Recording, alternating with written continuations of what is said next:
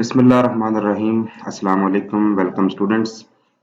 आज हम आपके chapter number 6 sequence and series की एक्सरसाइज नंबर 6.11 स्टार्ट कर रहे हैं, जिसमें हमने कुछ स्पेशल सीरीज को डील करना है और उनका sum up to nth term find out करना है। ठीक है, तो बेटा इन सीरीज की खास बात क्या है? सबसे पहले तो ये देखते हैं कि ये जो आपको क्वेश्चंस में कुछ सीरीज दी गई हैं, इनमें खास बात क्या है जो कि हमें पहले नजर नहीं आई।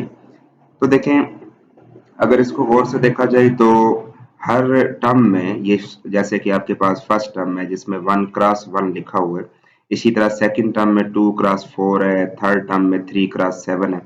तो अगर आप ये चेक करें कि हर टर्म में दो दो नंबर्स इन्वॉल्व हैं, ठीक है, लिहाजा ये जो सीरीज बजाय हमें एक सीरीज नजर आ रही है, ये दरअसल एक सीरीज में ही दो दो सीरीज छुपी हुई हैं। ठीक है, तो अब हमने इन दो सीरीज का nth टर्म तक सम फाइंड आउट करना है। ठीक है, तो बेटा इससे पहले कि हम इन क्वेश्चंस को सॉल्व करना शुरू करें, कुछ इंपॉर्टेंट फार्मूले हैं जो कि आपको काम आएंगे इन क्वेश्चंस को सॉल्व करते हुए। तो सबसे पहले हम उन फार्मूलों को देख लेते हैं जी। ठीक है, ये अगर आप स्क्रीन पे चेक करें तो ये हमारे पास कुछ फार्मूले हैं जो कि हम यहाँ पे यूटिलाइज करते हैं। ठीक है, तो बेटा सबसे पहला जो हमारे पास फार्मूला है वो है जी sigma n is equal to n into n plus one by two. ठीक है, ये हमारे पास सबसे फर्स्ट फार्मूला होगा जी। ठीक है, सबसे पहला फार्मूला आपके पास ये है।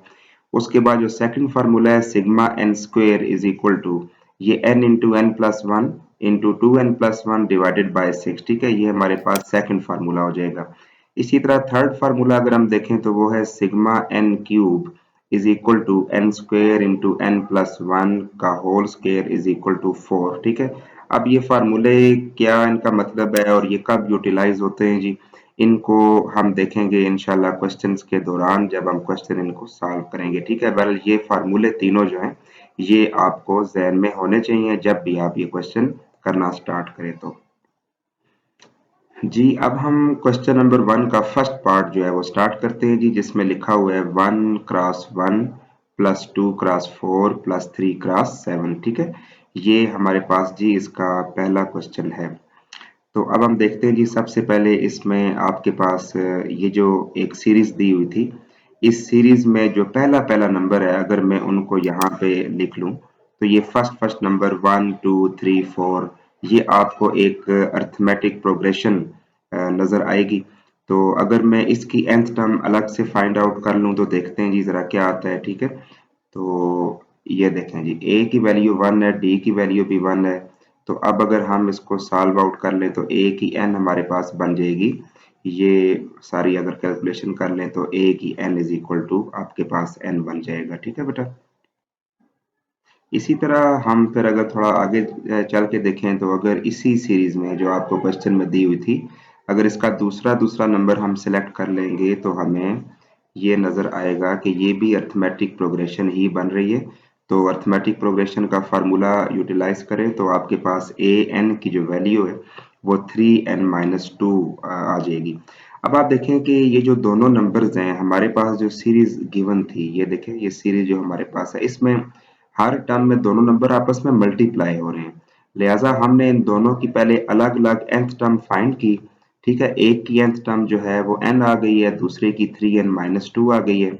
अब हमने इन दोनों को आपस में क्या करना है जी, मल्टीप्लाई करते हैं। आप देखें यहाँ पे ये आपको मल्टीप्लाई हुए हुए नजर आ रहे हैं। ठीक है, तो इन दोनों को आप मल्टीप्लाई कर देंगे। मल्टीप्लाई करने के बाद अब आप अगर आगे चलें तो ये हमारे पास nth टर्म जो इसकी बनती है, इनका मल्टीप्लाई अगर आप ओपन कर लें तो ये 3n² - 2n आपके पास बन जाएगा। ठीक है बेटा, अच्छा अब हमने ऐसे करना है कि इन पे सम अप्लाई करना है, इस चीज पे हमने सम अप्लाई करना है। ठीक है, ये जो आपके पास आई है तो 3n² पे हमने सम अप्लाई किया तो ये जो 3 है ये कोएफिशिएंट है, ये बाहर ही रहेगा और सिर्फ n² के ऊपर सम अप्लाई होगा, क्योंकि सम हमेशा n वाली टर्म पे अप्लाई होता है। ठीक है, तो ये आ जाएगा सिग्मा एन स्क्वेयर और 3 बाहर ही रह जाएगा।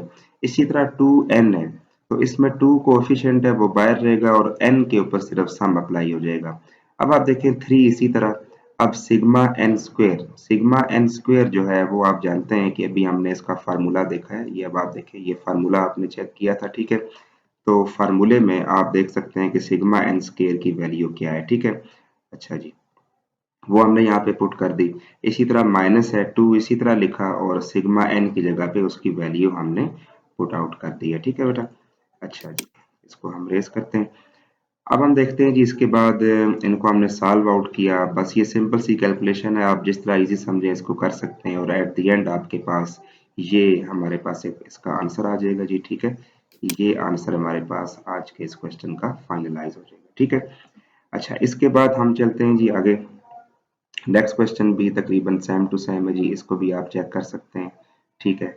इसमें भी ये दोनों हर टर्म में दो दो नंबर्स इन्वॉल्व हैं, ठीक है, इसमें भी।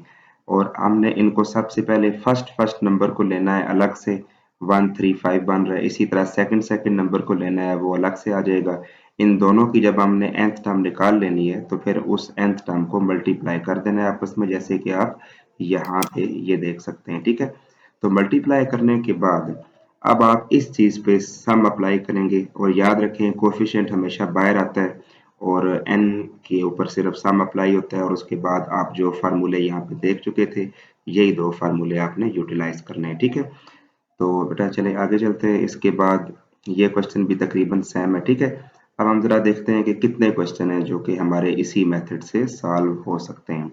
ये आपके पास फर्स्ट पार्ट हो जाएगा, सेकंड हो जाएगा, थर्ड है, फोर्थ है। अगर हम फिफ्थ की बात कर लें, ठीक है जी, देखते हैं हम फिफ्थ पार्ट हमने किस तरह सॉल्व करना है। जी, ये हमारे पास इसका फिफ्थ पार्ट है जी। इसमें आप देख सकते हैं जी कि हर टर्म में स्क्वायर हो रहा है, तो सिंपल सी बात है, पहले हम स्क्वायर को थोड़ी देर के लिए इसमें निगलेक्ट कर देते हैं कि स्क्वायर जैसे इसमें नहीं है, ठीक है। तो जस्ट ये आप अगर बेस वाली वैल्यूज लें तो ये एक अर्थमेटिक प्रोग्रेशन बन रही है। अब आपने इनकी nth टर्म निकालनी है। nth टर्म निकालने के बाद फिर जो फैक्टर आपने निगलेक्ट किया था वो इस पे अप्लाई कर दें, यानी स्क्वायर आपने अप्लाई करना है। स्क्वायर खोलेंगे तो आपके पास ये चीज बन जाएगी, ठीक है, ये चीज आपके पास बन जाएगी, ठीक है। अच्छा, उसके बाद अब आप इन दोनों पे सम अप्लाई कर दें। यहाँ पे आप देखें सम अप्लाई कर रहे हैं, ठीक है। आगे चलते हैं हम। जी, इसके बाद हम नेक्स्ट देखते हैं तो इस पे ये आप चेक करें, ये सारी इसकी कैलकुलेशन हुई हुई है। ये कैलकुलेशन के बाद आपके पास ये इसका एक आंसर बन जाएगा, ठीक है। तो बेटा नेक्स्ट जो क्वेश्चन इसका आ रहा है वो भी तकरीबन सेम टू सेम है। ये देखें इसमें भी स्क्वायर ही है, ठीक है। अच्छा, उसके बाद ये अब इसमें तकरीबन पिछले जो हमने दो टाइप के क्वेश्चन किए हैं, एक मल्टीप्लाई वाला और स्केयर वाला, इन दोनों को इकट्ठा कर दिया गया है। तो इसमें भी कोई खास मुश्किल नहीं है। अगर आप फर्स्ट टर्म को ले लेंगे तो ये अलग से सॉल्व हो जाएगी। सेकंड टर्म को ले लेंगे इसमें से जिसके ऊपर स्केयर है तो उसका स्केयर आप निगलेक्ट करें। एंड पे जब उसकी nth टर्म आ जाए तो उस nth टर्म को आप जो है वो सॉल्व आउट कर लें, ठीक है। ये देखें जी, आप चेक करते हैं हम, ये देखें, ठीक है, ये आपके पास आ गई है, ठीक है। तो ये n था ना, तो ये n का स्क्वायर हो गया। इसको अगर आप चेक करें तो यहाँ पे n था तो यहाँ पे n स्क्वायर हो गया क्योंकि हमने स्क्वायर नेग्लेक्ट किया हुआ था। फिर हमने इन दोनों को मल्टीप्लाई किया तो ये आपके पास 2n³ आ गया, ठीक है। और 2n³ आने के बाद इस पे हमने सम अप्लाई किया तो ये आपके पास टर्म सॉल्व हो गई है, ठीक है बेटा। तो यहाँ तक हम आज कंप्लीट करते हैं अपने लेक्चर को। कर इंशाल्लाह इससे आगे क्वेश्चंस को हम सॉल्व आउट करेंगे। अगर किसी किस्म की कोई कन्फ्यूजन हो तो आप बता सकते हैं, ठीक है। Thank you so much. Allah हाफिज़। अस्सलाम वालेकुम।